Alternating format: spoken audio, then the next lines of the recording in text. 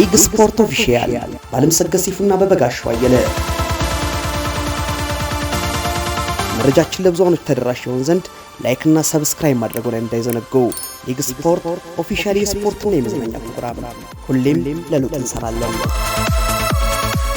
ሰላም ጤና ይስጥልን ተመልካቾቻችን፣ ይህ በሳምንት አንድ ቀን የሚቀርብላችሁ የአርት ስፖርት ፕሮግራም ነው። በዛሬ ቆይታችን እንደተለመደው በአገር ውስጥ ስፖርት ላይ ትኩረት አድርገን እንወያያለን፣ እንጫወታለን። ይህንን ፕሮግራም የምናቀርብላችሁ እኔ በጋሻው አየለ ሲሆን ባልደረባዬ ደግሞ አማን ከበደ። አማንሻ፣ በዓል እንዴት ነበረ? እግዚአብሔር ይመስገን። እንግዲህ በዓል በጥሩ ሁኔታ አልፏል። በተለይ ደግሞ ለእናንተ ነው። አይ ለክርስትና እምነት ተከታዮች በአጠቃላይ በዓሉ አሪፍ ነበረ። ፋሲካ አሁን ደግሞ ዛሬ ደግሞ ዳግማይ ትንሣኤ በጾም ላሳለፉት ለሁሉም ኢትዮጵያውያኖች በጣም አሪፍ በዓል ነበረ። እንዴት ነው ዶሮ ምናምኑ አሪፍ ነበር? ማሙሽ የሆነ ነገር እያለ ነበር። በዚህ ጉዳይ ላይ እንግዲህ ምንድን ነው መሰለህ በዓል ጥሩ ነው። እኔ እንደውም በዓልን የሚገርም ከቤት መውጣትም ደስ አይለኝም። ያው ቤተሰብ ጋር ትደውላለህ፣ እንኳን አደረሳችሁ ትላለህ። ቤት ነበር ያሳለፍኩት።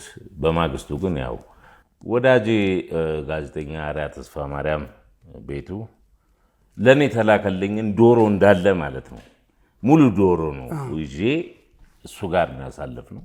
ጥሩ በዓል ነበረ ማለት ይቻላል። አንተስ እንግዲህ ያለፉትን ሁለት ወራት በአብይ ጾም ነው ያሳለፍከው። እንዴት ነበር በዓሉ? ጾሙ አሪፍ ነው። ከምወዳቸው ጾሞች ሁሉ የምወደውም ዓመት በዓል ፋሲካ ነው። ደስ ይለኛል። በቃ ቆይተህ ስትመጣ ለምግቡ ምናምኑ ብቻ ሳይሆን ሌሊት ከቤተ ክርስቲያን የሚመጡ እናቶች፣ ወንድሞች፣ እህቶች ከ9 ሰዓት ጀምሮ ሌሊት ተነስተህ ድሮ በልጅነት የምትበላው ነገር ትውስታዎች አሉ እና አርያም ያስታወሰኝ ይህንን ነው። በአጥንት የምንሻማው እኛ ቤት አለ፣ እናንተም ጋር በአጥንት መሻማት አርያ እናንተ ጋር አይቻለሁ። አርያ ያለው ነው እውነት? ያንተ ነው ትክክል? ያው መሻማቱ እንዳለ ሆኖ ግን እኔና እሱ ስንሻማ ሮቤል ምትኩ ነው ሮቤል በረኛ ነበርኩም አለኝ። በዛ አጋጣሚ ያንን ነው ያረጋገጥኩት። በቃ ሮባም አይ ለሁሉም ለኢትዮጵያ ሕዝቦች ለሁላችንም እንኳን አደረሳችሁ። አሁን ዛሬ ደግሞ ዳግማይ ትንሣኤ ነው። ዳግም ትንሣኤ ስለሆነ ሁሉም እንኳን አደረሳችሁ ማለት እንፈልጋለን። በዓሉ እንግዲህ ይቀጥላል። እንግዲህ ለውይይት ያሰብነው አጀንዳ በወሬ ለመንገስ የሚሽለኮለኩ የስፖርቱ አይጦች ተው ሊባሉ ይገባል ነው። ይህንን ነው እንደ መወያያ ርዕስ የያዝነው። ይህንንም ርዕስ የመረጥንበት ምክንያት በተለያየ ዘርፍ በእግር ኳሱም፣ በሩጫውም፣ በክለቡም፣ በደጋፊውም በሁሉም ቦታ እኛንን ልክ የሚሉ አሉ። አሁን አማን የብሔራዊ ቡድን አሰልጣኝ እንድትሆን እኔ ሄጄ ያወራሁት ትክክል ነው ብዬ እንዲህ ብዬ እላለሁ። ካልተሳካ ግን በቃ የማርያም ጠላት ታደርጋለህ የእግር ኳስ ፌዴሬሽኑ። ይሄ ነገር ሊወገዝ ይገባል። ፌዴሬሽኑ እኮ አሰልጣኝ ሲቀጥር መስፈርት አለው። በዛ መስፈርት መሰረት ይቀጥራል። ታሟላላ አታሟላም የነሱ ጉዳይ ነው። ግን እንዴት እኔ ያልኩት አልሆነም ብለህ ያዙኝ ልቀቁኝ የስም ማጥፋት ዘመቻ ምናምን ታካሄዳለህ። ይሄ ነገር ሊቆም ተው ሊባሉ ይገባል። በክለብ ደረጃም ስትሄድ አንዳንድ ጊዜ የሆነ ኤክስ የተባለው ክለብ አሰልጣኝ እኮ ብር ይቀበላል ትላለህ። ለምን እንደዚህ እንደምትል ታውቃለህ? የላካውን ልጅ አልተቀበለልህም። ካልተቀበልከው ያንን ልጅ የላካውን ልጅ እኔ አሁን ስንታየው ጎበዝ ነው ብዬ ልክ ያለው አልተቀበልክልኝም። ካልተቀበልክልኝ የስም ማጥፋት ዘመቻ እንዴ ኃይለኛ ተቀባባይ አታቆም እንዴ? እንትና የሚባለው አሰልጣኝ እኮ ትልቅ ብር ነው የሚቀበለው። እንደዛ አንሰጥም ስንለው ይሄ ልጅ አባሮት ይኸውልህ እንትን ክለብ ሄዶ ነገሰ ይላል። ምንም ይዞት ያልሄደው ልጅ እኮ ነው ሌላ ክለብ ሄዶ የነገሰው። እንደነዚህ አይነት የስፖርቱ አይጦች ተው ሊባሉ ይገባል። መስመራቸውን ባያልፉ ክለቦችም ፌዴሬሽኑ ፊት ሊሰጣቸው አይገባም። ዘርበሉ ማለት ነው ያለበት የሚል እምነት አለ። 100% እነዚህ ወገኖች ትክክለኛ ስፖርቱን ለመርዳት ነው ወይ በአካባቢው ያሉት ብለህ ስታስበው ደግሞ በቁጥር በጣም ትንሽ እኮ ናቸው። ግን የእነሱ ጀሌዎች ደግሞ አለ ከሚያገኙት አንድ ሙዳይ ስጋ ላይ ትንሽ ቆርጠው ከረሜላ ነገር ይወረውሩላቸዋል። የእነሱን በየተለያዩ መገናኛ ብዙሃኖች የሚገርም በመንግስት የመገናኛ ብዙሃን ጭምር እየገቡ አስተያየት ይሰጣሉ። እንዲህ የሌብነቱ አይነት ስፋቱ መጠኑ በጣም በዝቷል። በተለይ አንድ ልጅ አለ ቦክሱም ላይ አለ፣ ብስክሌቱ ላይ አለ፣ ሩጫው ላይ አለ፣ አትሌቲክሱ ላይ ማለት ነው፣ እግር ኳሱም ላይ አለ፣ ኦሎምፒኩም ላይ አለ።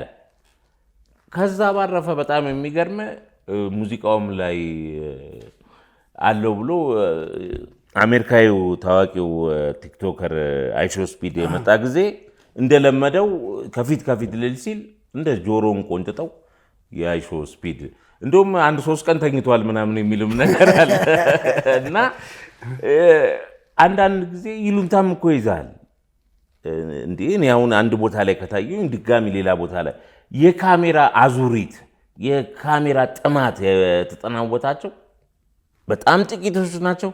ግን አካሄዳቸው ከባድ ነው። አካሄዳቸው ለስፖርቱ የስፖርቱ ካንሰር ነው። እውነትም እነዚህ የስፖርቱ አይጦች ናቸው እና አንድ ነገር ሊባሉ ይገባል። በስፖርቱ አሁን በእግር ኳሱም ሆነ በአትሌቲክሱም ታዋቂነትን አግኝተዋል፣ መታወቅን አግኝተዋል። እነሱ ያሉት ካልሆነ አሰልጣኙ ያለው ልክ አይደለም፣ እነሱ ያሉት ግን ልክ ነው። እነሱ እንደዚህ አርግ ብለው ካላደረግ በቃ አለቀልክ። የማርያም ጠላት ነው የሚያደርጉ፣ ይቀባበሉባል። በተለያየ ቦታ ላይ ያሉ እኔ በጣት የሚቆጠሩ ናቸው። እነዚህ 2 ጣቶቻችንን እንኳን አይሞሉም፣ 10 አይሞሉም። ግን ተው ይሄ ነገር አያዋጣም። ለፍተው ደክመው ተምረው እዚህ ጋር የደረሱ አሰልጣኞች አሉ። ዝም ብለው በደመ ነፍስ አይደለም። አንድ ቡድን ስታሰለጥን እኮ እኔ አሁን ላሰልጥን ብል ምንም አልችልም፣ ምንም ለንግግርም አይበቃም። አማን ለምን ለዚህ ሙያ የተፈቀደላቸው ሰዎች አሉ። ይሄ ሙያ ብዙ መስዋዕትነት ተከፍሎበት ነው እዚህ ጋር የተደረሰው። እነዚህ ሰዎች ሊከበሩ ይገባል እንጂ ስማቸው ሊጠፋ አይገባም። እንትና የተባለው ሰውዬ እኮ ብር ይቀበላል ይሏል። የተባለውን ሰውዬ በተከታታይ ጊዜ ባልደረባያችን ዓለም ሰገድ ሴፉ እንግዳ አድርጎ አምጥቶ የተለያዩትን ጠይቋል። ነኝ ሰጥቻለሁ የሚል ይምጣ ይሏል። በቃ ከሰጠ እንደዚህ መተ መናገር ፊት ለፊት ማውራት ነው። አሰልጣኞቹ ግን ያለ ስማቸው ስም ባይሰጣቸው እኔ ያመጣሁት ልጅ ካልተቀበልክ አንተ ሌባ ነህ፣ እኔ ያመጣሁት ልጅ ካልተቀበልክ አንተ ዘራፊ ነህ መባሉ መቆም አለበት። ቡድኑ ጥሩ ደረጃ ላይ እያለ የክለቡ ኃላፊዎችም ስራ አስኪያጆችም ለወሬ ጆሮ ሊሰጡ አይገባም። እንዴ ቡድኑ ምን ደረጃ ነው ያለው? አማን የሚያሰለጠነው ቡድን በፕሪሚየር ሊጉ ስንተኛ ነው ያለው? እዚህ ደረጃ ላይ እያለ ለምንድን ነው እንደዚህ ሲባል የሚያምኑት? የልጁ የአሰልጣኙን ውጤት ነው ማየት ያለባቸው ወይስ የግለሰቦችን ወሬ ነው መስማት ያለባቸው? ስለዚህ በዚህ ጉዳይ ላይ ትኩረት ሊደረግባቸው ይገባል። የተለያዩ ዝግጅቶች ላይ ስታያቸው ግንባር ቀደም ሆነው ታገኛቸዋለህ። የትም ቦታ ላይ ለምንድን ነው ስትል እነሱ አፍ ውስጥ ማን ይገባል? ይሄ እኮ ነውር ነው። ባልተጠሩት ዝግጅት ላይ ሁሉ ልታያቸው ትችላለህ።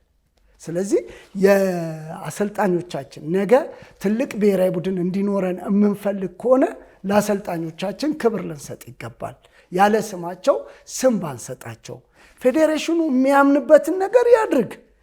እንደ ሀሳብ ግን እንትና ቢሆን እኛም እኮ እንደ ሀሳብ እንትና ቢመረጥ ከእንትና ጋር እንትና ቢሰራ ብለን እንደ ሀሳብ እንሰጣለን።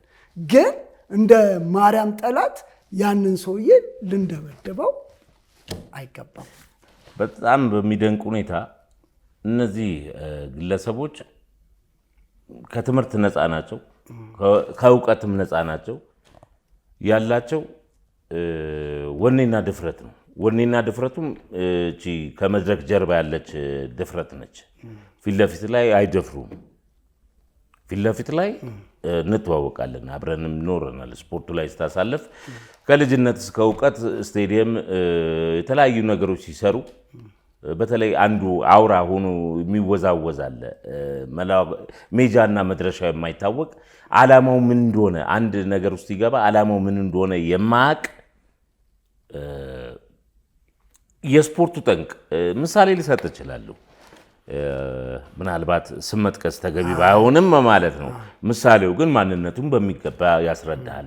የሴቶች የእንስት ስፖርተኞቻችንን ኮታ አውጥቶ ማለት ነው በሱ ስታቲስቲክስ አውጭነት 80% ሴት ስፖርተኞቻችን የተመሳሳይ ጾታ ግንኙነት ፈጻሚዎች ናቸው ብለው ቤተሰብን ከቤተሰብ ጋር ሴት ስፖርተኞች እንዲሸማቀቁ ያደረጉ እንዴ ልታነጋግራቸው የምትፈልጋቸው እዛ ስፖርቱ አካባቢ ያለ የእንስት ስፖርተኞች ዙሪያ የሚሰሩ ባለሙያዎች እኮ ገና እንዴት ነው ምናምን ስትላቸው አይ እኛ ምንም አስተያየት አንሰጥም፣ በኋላ ላይ ሌላ ነገር ልታስወርድብን ነው እንዴ ይላል። ምንድን ነው የሚያወርደው?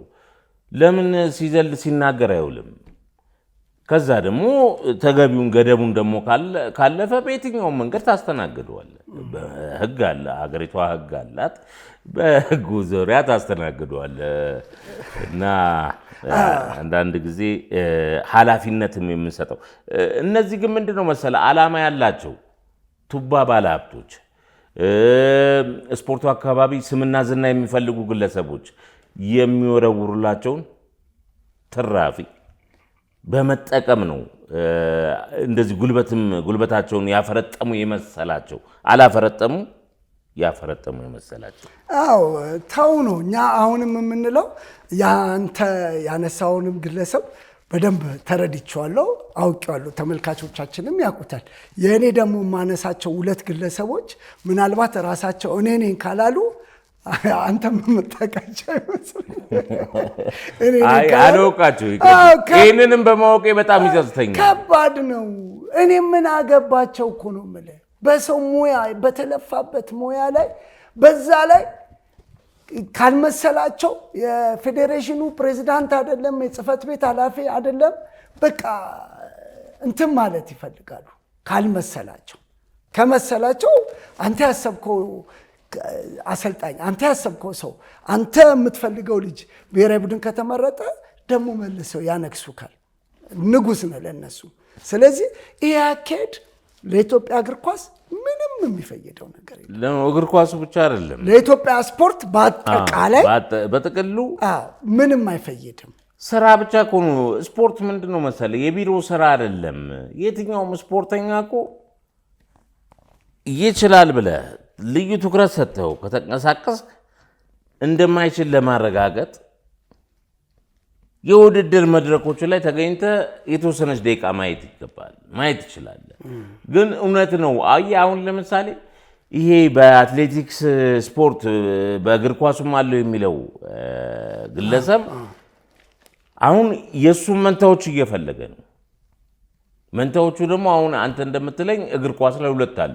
ፍንጭ ስጥ እንደኔ ፍንጭ ስጥና እንደው አሁን አንተ ልንገርህና የፌዴሬሽኖቹ አሁን ለአትሌቲክስ አለ፣ ኦሎምፒክ አለ ምናምን እንደነዚህ አይነት ሰዎች ለምንድን ነው የሚፈልጓቸው? ምንድን ነው መሰለህ እንደው ብቻ እነሱ ከፊት እንዲሆኑ ለምንድን ነው የሚፈልገው? ለምን መሰለህ እነዚህ ሰዎች እውቀት የለም፣ ግብረ ገብ የለም፣ ድፍረትና ስድብ ብቻ ነው የሚያውቁት። ፍሬን እንደበጠሰ መኪና ሄዶ ይላተሙላል። በቃ አንተ ብቻ ትንሽ ጣል አድርግላቸው። እንደዚህ ወሮር አታቸውም እኮ ሳንቲም ጣል ታደርግለታለህ። እያሻሸ ያችን ሳንቲም ይዞ ይሄዳል። ከዛ በኋላ ለአንተ ይዋጋል። ከተዋጋው በላይ ደግሞ ከፍተኛ የሆነ ክፍያ ያገኛል። ነገር ግን ይሄ ነገር ለስፖርቱ ይጠቅማሉ? እነዚህ 3፣ 4፣ 5 የሚሆኑ ግለሰቦች መንግስት ራሱ ዞር በሉ ሊላቸው ይገባል። አንተ እኮ በስፖርቱ ይሁን አይሾ ስፒድ መጥቶ አይሾ ስፒድ ምን ለማድረግ ነው? እሺ እዛ ላይ እንዴ አንተ የቴሌቪዥን መስኮት አዙሪት እንደዚህ ይዛል እንዴ በየቦታው። አሁን አትሌቲክስ ላይም በቀደመታ የሆነ አስተያየት ሲሰጥ ሰምቻለሁ። ምንድን ነው? ቆይ ምን እውቀት ኖሮት ነው? ስሙን በአግባቡ የማይጽፍ ሰው ማለት ነው። ስፖርቱን አቦከው እኮ ነፃ ተለቀቀ። ደግሞ ያስፈራራል። ላይ አካባቢ እኔ ሰዎች አሉ፣ የመንግስት ሰዎች አሳስራለሁ ሁሉ ይላል። በጣም ያሳዝናል። እቺ በተለይ አሳስራለሁ ላይ ሰዎች አሉኝ ምናምን እንደው ወደ ጎን ቢያረጋትና ቢረጋጋ ለቤተሰቡም ለራሱም ክብር ሲል ልጅ አለ ባለቤት አለች። እንዴ አንተ በቴሌቪዥን ጣቢያው በየተለያዩ ሚዲያዎች ላይ እንደዚህ ተጎትተህ ተወሩረህ ስትባረር ስታይ ምን አይነት ስሜት ይሰማሃል? አይደለም ለአንድ ዓመት ከቤት መውጣት አይገባም። ኧረ ታፍራለህ። አሁን በኢትዮጵያ እግር ኳስ ላይ ትልልቅ አሰልጣኞች አሉ። ከነዛ ትላልቅ አሰልጣኞች አንደኛውን በቃ ስሙን አጥፍተው ከእግር ኳሱ አርቀውታል። ትልቅ ቡድን ሰርቶ ግን ከእግር ኳሱ አርቀውታል። ለምን? እነሱ የሚፈልጉት ተጫዋች ስላልገባ፣ እነሱ የሚፈልጉትን ነገር ስላላደረገ በወቅቱ በነበሩት ስራ አስኪያጅና እነዚህ ደጋፊ ነን ባዮች አውርተው የልጁን ውጤት ከመገምገም ይልቅ እነሱ ያሉት ብር ተቀብላል፣ እንደዚህ አድርጋል፣ ምንም ባልተጨበጠ ነገር ከምትወደው ሙያ በወሬ ስትርቅ ወረኞች ሲነክሱ ስታይ እርር ነው የምትለው። ስለዚህ ወረኞች ተው ኃይል ሊባሉ ይገባል፣ ሊገደቡ፣ ከዚህ መስመር ማለፍ የለባቸውም። ክለቡ እኮ ስራ አስኪያጅ ሲቀጥር፣ አሰልጣኝ ሲቀጥር ለቡድኑ አስፈላጊ የሆኑ ሰዎች እዛ ጋር አሉት። ሌላ በዛ ለእንትና ወሬ ማውራት ለከበደ ለአበበ ምናምን ተሯሩጠ ወሬ አውርተ ቡድኑን ከማፈራረስ ቡድኑ የሚቆምበት በሁለት እግሩ የሚቆምበትን ብዙ ደጋፊዎች አላቸው። አሁን ቅዱስ ጊዮርጊስ ብዙ ደጋፊ ያለው፣ ኢትዮጵያ ቡና ብዙ ደጋፊ ያለው፣ እንደዚህ ባህር ዳር ምናምን እያልክ ፋሲል ስትሄድ ብዙ ደጋፊዎች አላቸው። ነገ እነዚህን ደጋፊዎች ወደ ገንዘብ የሚቀየርበትን መንገድ ስራ አስኪያጁ መስራት አለበት እንጂ ወሬ መቀባበል አለበት እንዴ? ለወሬ ቦታ ሊሰጠው አይገባም። አሁን ከታች የመጡ ቡድኖች አሉ። ነገ የተሻለውን ሸገር ሲቲ የተሻለውን ነገሌ አርሲ ለማግኘት ላለመንገዳገድ፣ በገቢና በወጪ ላይ ላለመንገዳገድ ከነዚህ ቡድኖች ምንድን ነው የምንማረው? በራሳችን ለመቆም ምን ማድረግ አለብን የሚለውን የቤት ስራ አዳዲሶቹ ስራ አስኪያጆች ሊሰሩ ይገባል።